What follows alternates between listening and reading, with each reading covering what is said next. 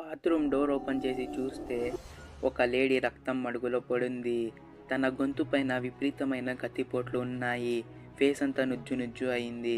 అసలు ఆ లేడీని చంపింది ఎవరు? ఎందుకు చంపారు? అయితే ఆ లేడీని చంపింది ఆమె సొంత కూతురు. అసలు ఇంత క్యూట్‌గా ఉండే అమ్మాయి వాళ్ళ అమ్మని ఎందుకు చంపింది?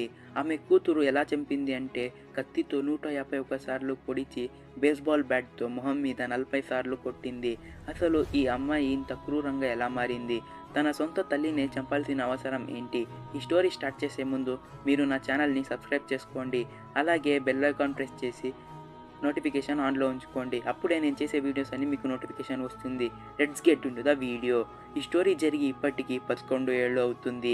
ఈ అమ్మాయి పేరు ఇసబెల్లా గుజియాన్. ఏజ్ 25. ఈమె ఉంటున్నది అరోరా కొలరాడోలో. కోర్టులో ఉన్న ప్రూఫ్స్ ప్రకారం ఆమె వాళ్ళ కన్న తల్లినే క్రూరంగా చంపింది అని ఉంది.